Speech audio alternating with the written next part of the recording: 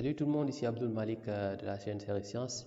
Alors dans cette vidéo, nous continuons la deuxième partie de la correction, la composition de physique-chimie du lycée Seydina Limamou Laye de l'année 2014, première composition.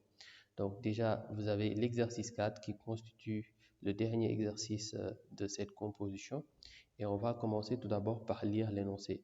Tout d'abord, nous avons à comprendre dès le départ qu'on va utiliser dans tout l'exercice la variation de l'énergie mécanique. Donc, le point B est choisi comme origine des énergies potentielles de pesanteur et des altitudes. La référence des énergies potentielles élastiques est choisie pour le ressort d'étendue au point D.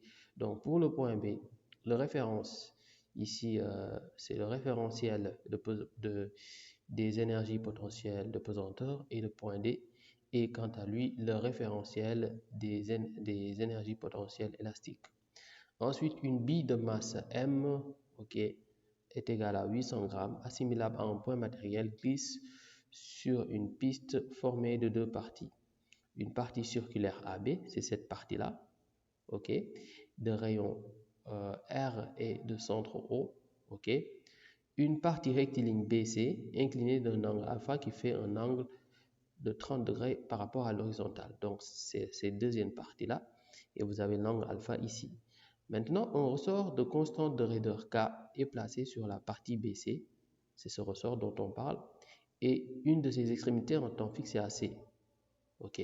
Maintenant, premièrement, on lâche la bille sans vitesse initiale au point A. On néglige les frottements sur la partie AB. On nous demande en premier lieu de calculer l'énergie potentielle de la bille au point A. Ensuite, de calculer l'énergie mécanique EA de la bille au point A. Et en petit c, l'énergie mécanique EB au point B. La vitesse de la bille au point B. Ensuite, il faut savoir qu'on va prendre G est égal à 10 Newton par kilogramme et l'angle θ, quant à lui, est égal à 100 degrés. Deuxièmement, la bille aborde maintenant la partie BC, cette partie-là, avec la vitesse VB est égale à 4,1 mètres par seconde. Elle arrive au point D avec une vitesse VD est égale à 5 mètres par seconde. Petit a, calculer les variations de l'énergie potentielle delta EP et de l'énergie cinétique entre les points B et D tels que BD est égal à 2 mètres. Ensuite, en déduire la variation de l'énergie mécanique delta E entre les points B et D. Maintenant, là c'est simple. Une fois après avoir calculé la variation de l'énergie potentielle et la variation de l'énergie cinétique, ce sera facile pour nous de déterminer la variation de l'énergie mécanique. Bon, on y viendra.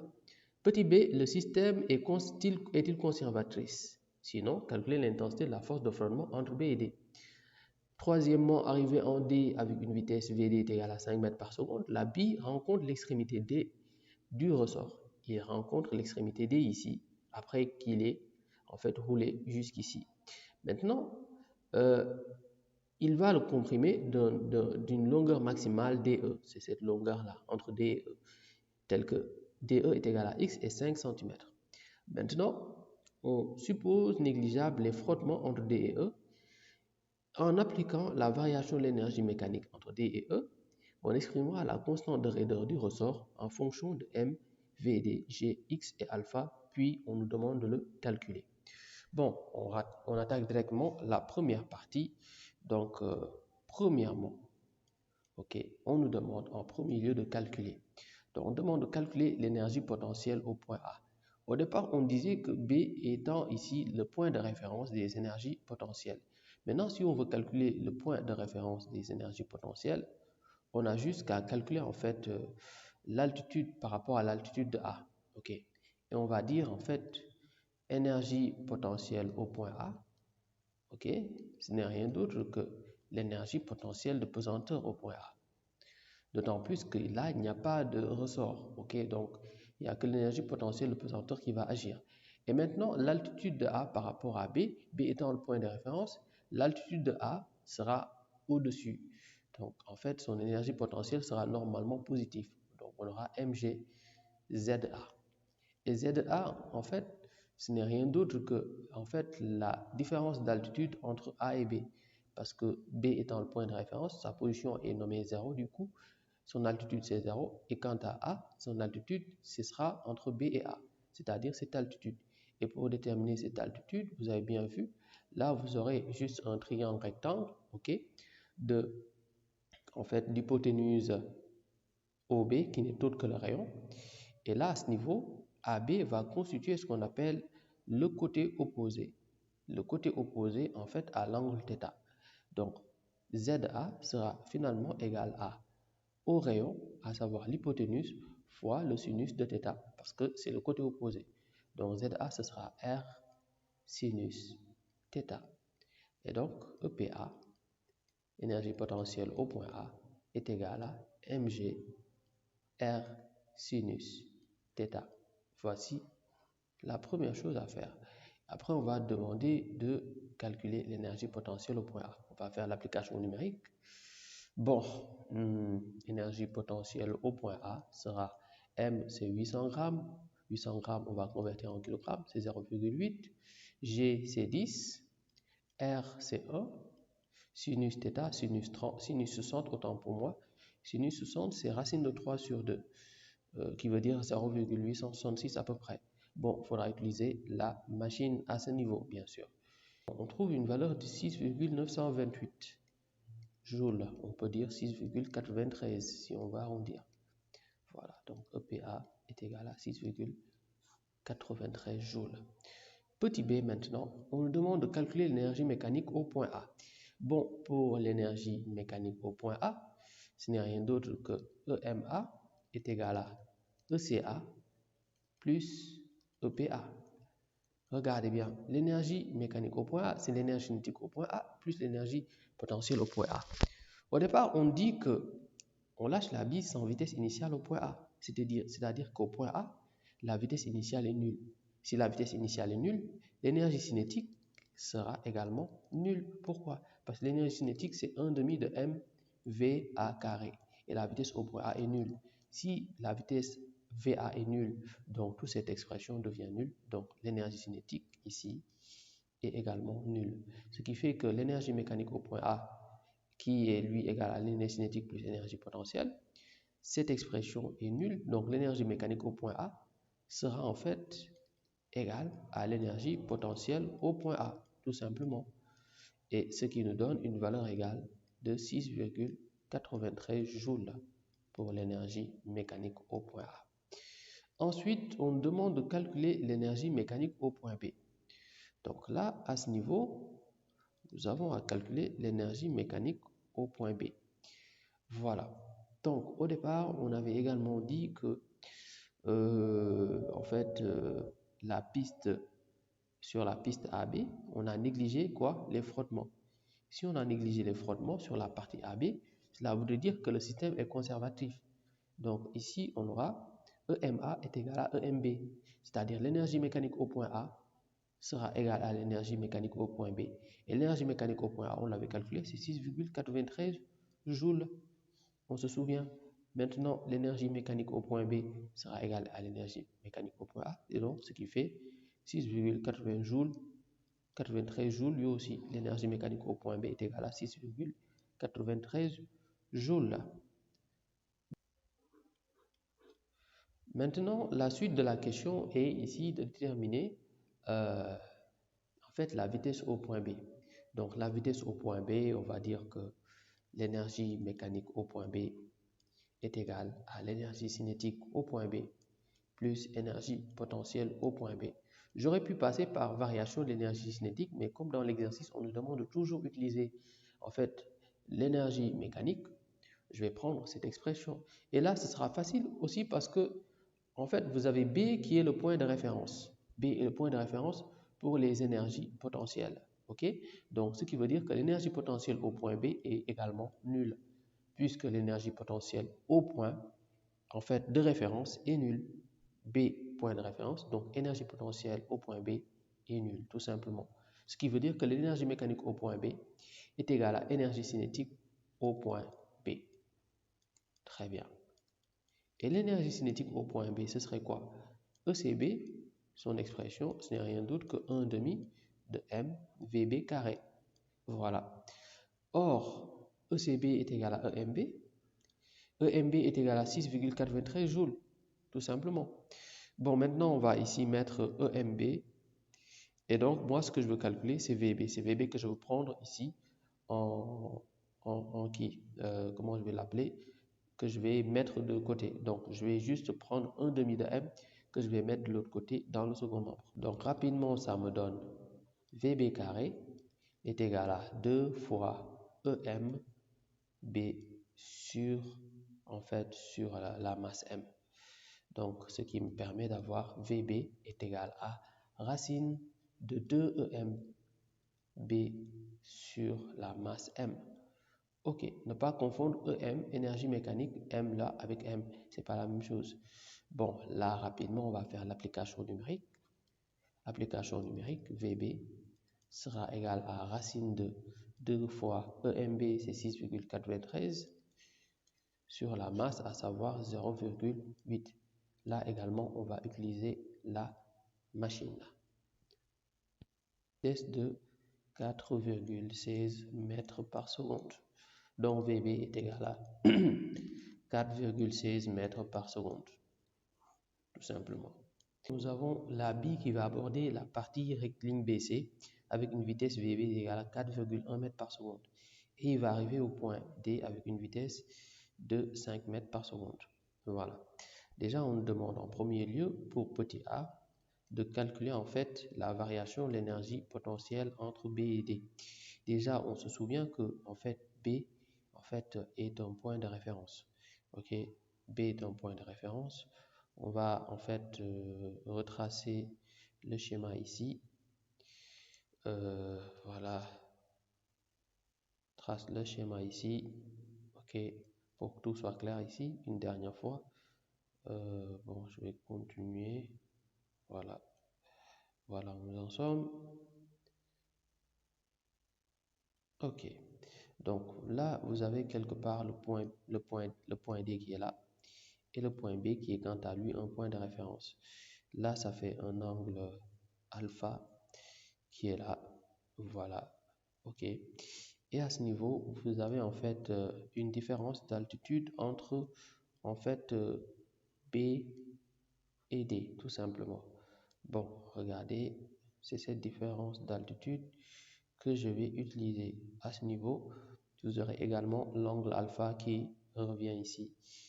Voilà, l'angle alpha il est là, il revient parce qu'en fait vous voyez bien que ces deux droites parallèles, bon, c'est des angles correspondants, donc alpha revient ici. Maintenant, entre B et D, c'est cette différence d'altitude. Pourquoi je parle ici de différence d'altitude? Ok, je parle ici de différence d'altitude parce qu'en fait, variation ici de l'énergie potentielle, en fait, ce n'est rien d'autre que en fait l'opposé, puisque au départ, ok, puisqu'au départ ici on va en fait ce sera en fait l'opposé du travail du poids. On va dire moins W de, on va dire moins W de F. Okay. Moins W de P, autant pour moi. Ok, parce qu'à ce niveau, quand il descend, ce sera l'opposé du travail du poids. Vous allez comprendre pourquoi. Parce qu'en fait, delta de EP, ce sera en fait mg ici plutôt, excusez-moi, delta de EP, ce sera plutôt en fait EPD moins EPB. Ok, maintenant EPD, c'est quoi? EPD, c'est en fait l'énergie potentielle au point D. D, il est là et D, il est en dessous du point de référence. Donc, potentiellement, son énergie est négative. Donc, on va dire moins mg. OK? Et en fait, ce sera la différence d'altitude entre B et D. On va dire moins mg, BD. Et cette différence d'altitude, c'est BD sinus alpha, tout simplement. Parce que BD est dans l'hypoténuse, ici. Et vous aurez ici cette différence d'altitude, ce sera le côté opposé, on va dire moins mg bd sinus alpha, puisque c'est le côté opposé à alpha qui a pour hypoténuse bd. Ok. Et EPB, quant à lui, l'énergie potentielle au point B est nulle. Ok, moins 0. Parce qu'en fait, B est dans le point de référence, ça on le sait déjà. Donc EPD moins EPB est égal à moins mg bd sinus alpha, à savoir l'opposé du travail du poids, parce que le travail du poids, ce serait mg bd sinus alpha, puisque lui, il est positif à ce niveau. Voilà, vous pouvez passer par cette méthode, ou vous pouvez juste ici analyser par position de référence et position par rapport à la position de référence. Les deux sont valables, tout simplement. Maintenant, delta EP est égal à moins mg BD sinus alpha. Maintenant, on me demande également de le calculer. On va faire l'application numérique du coup. Donc l'application numérique, ça va me donner moins m c'est 0,8, BD c'est 2 fois sinus alpha. Et alpha, on avait donné sa valeur, je crois. Alpha c'est 30, donc c'est sinus de voilà. Bon, j'avais oublié, il y a aussi M, il y a aussi 10, G c'est 10. Ok, sinus de 30 c'est 0,5. Donc là, en faisant fait moins 8 joules. Donc delta de EP est égal à moins 8 joules. On continue cette fois-ci avec la variation de l'énergie cinétique. Et la variation de l'énergie cinétique entre B et D, ce ne sera rien d'autre que la vitesse finale, à savoir 1 demi de mvd carré moins 1 demi de mvb carré, puisque la fin c'est D, l'initiale c'est B. Ok? Donc déjà, la vitesse au point B, on l'a donné, et la vitesse au point D également. Donc le calcul se fera rapidement. On aura 1 demi, on peut factoriser par 1 demi, m, et on aura vd carré moins vb carré. Voilà, rapidement, on aura à faire l'application numérique, ce qui me fait 1 demi fois la masse, à savoir 0,8, facteur de VD c'est 5, donc 25 au carré, et VB c'est 4,1 au carré, c'est moins 16,81. Donc là, on fait directement le calcul avec la machine. Et en faisant le calcul, on trouve 3,276 joules. Donc, delta EC est égal à 3,276 joules. Voilà ce qu'il en est. Maintenant, je vais mettre ces deux valeurs ensemble. Parce qu'en réalité, on me demande en fait de calculer, en déduire la variation de l'énergie mécanique delta E entre B et D. Bon, delta E, ce serait quoi à votre avis? Delta EM ou delta E, comme présenté ici, c'est delta E, ok? C'est la même chose que delta EM, ok, bon, c'est juste une expression. En fait, delta E, ce serait en fait l'énergie mécanique entre D et B, l'énergie mécanique au point D, moins énergie mécanique au point B.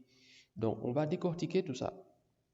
Énergie mécanique au point D, ce n'est rien d'autre que énergie cinétique au point B plus énergie potentielle, ou plutôt énergie cinétique au point D plus énergie potentielle au point D moins énergie mécanique au point B qui n'est rien d'autre que moins énergie cinétique au point B plus énergie potentielle au point B. En enlevant la parenthèse, ça nous permet d'avoir énergie cinétique au point D plus énergie potentielle au point D moins énergie cinétique au point B plus énergie potentielle au point B.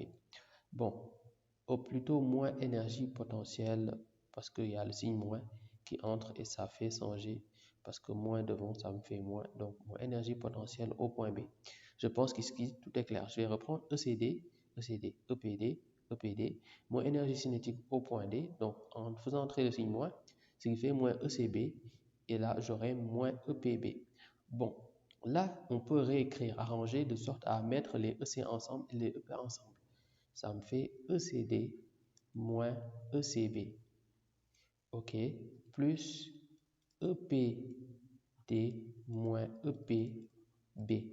Vous suivez bien attentivement, cette expression c'est quoi? C'est celle qu'on a vue tout à l'heure, c'est delta EP, ok, et cette énergie ECD moins EPB, c'est également delta EC, c'est-à-dire la variation de l'énergie cinétique.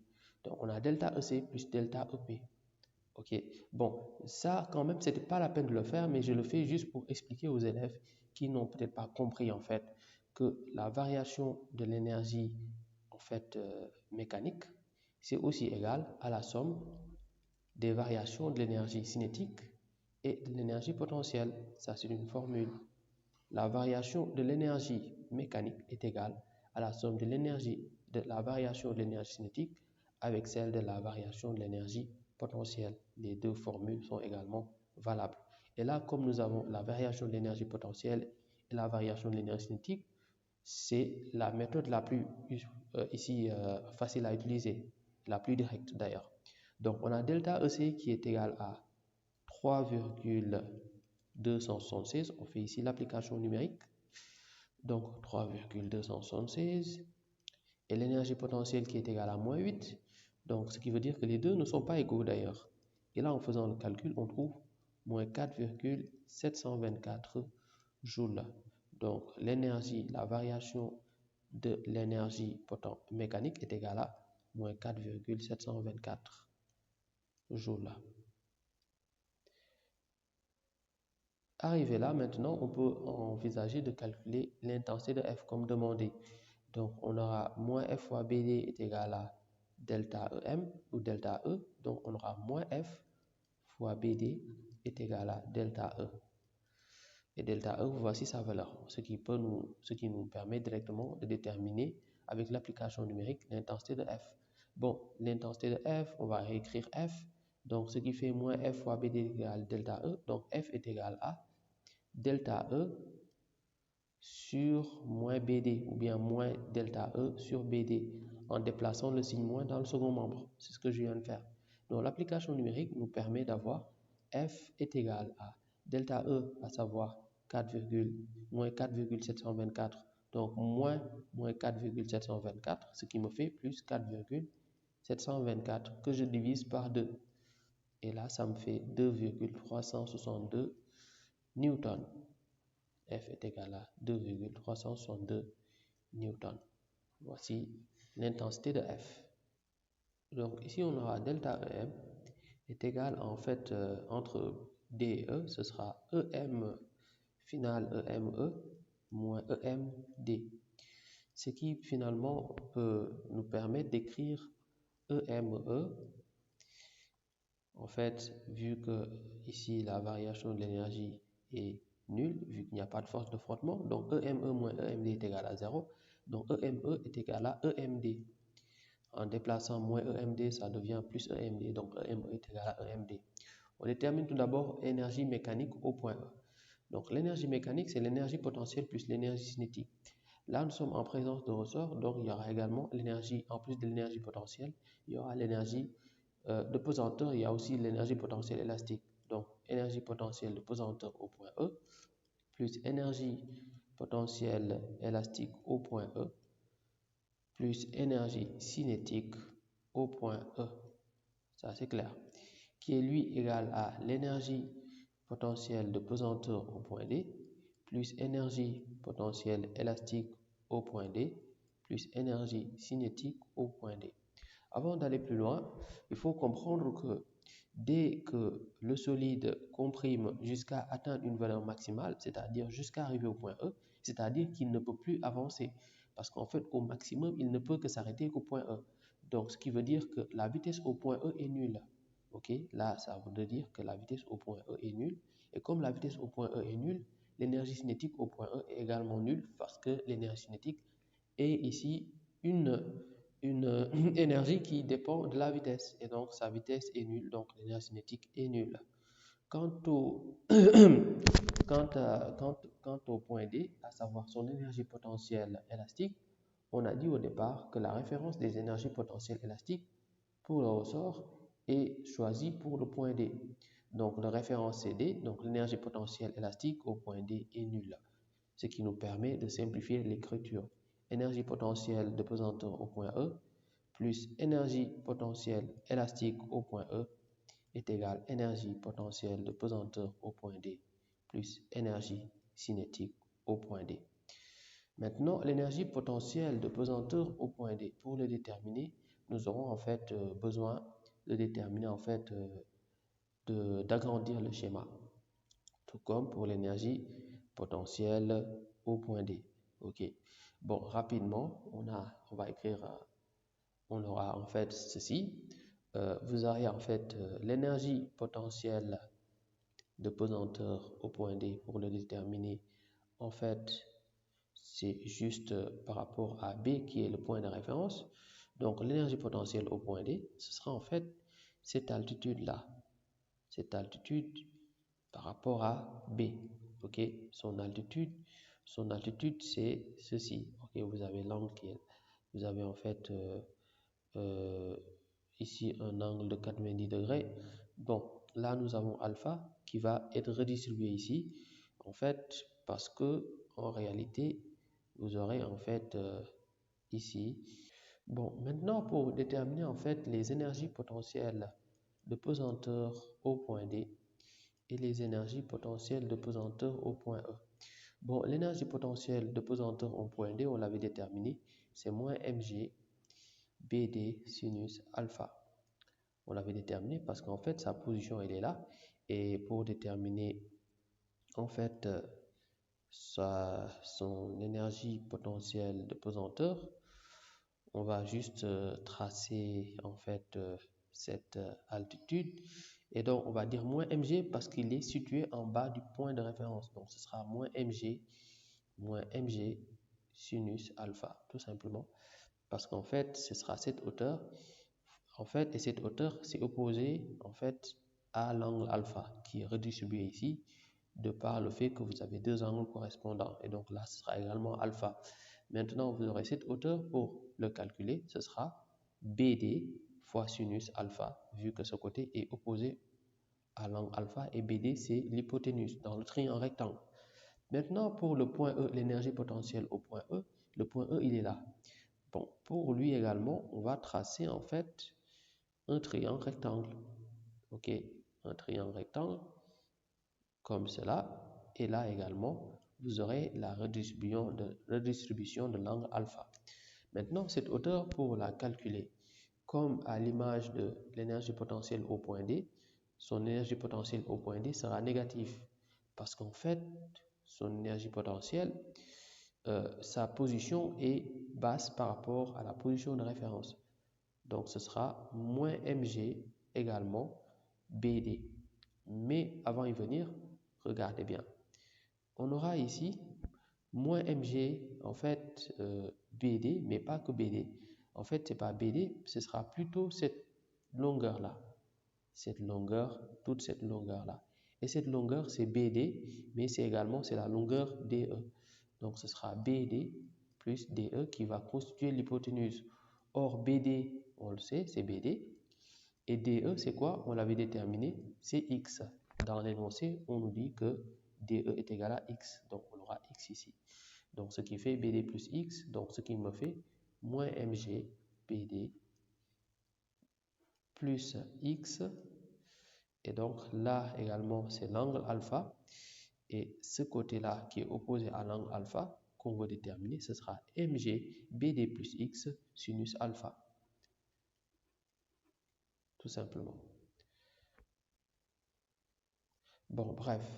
Maintenant, on s'intéresse à l'énergie potentielle élastique au point E.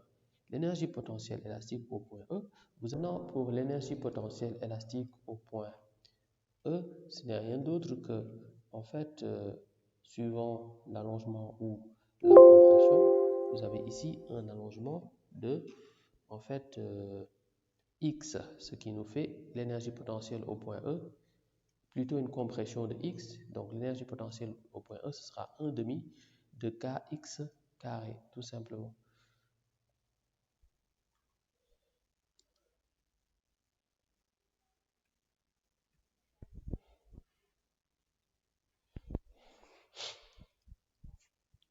Bon, au final, on pourra facilement déterminer les valeurs.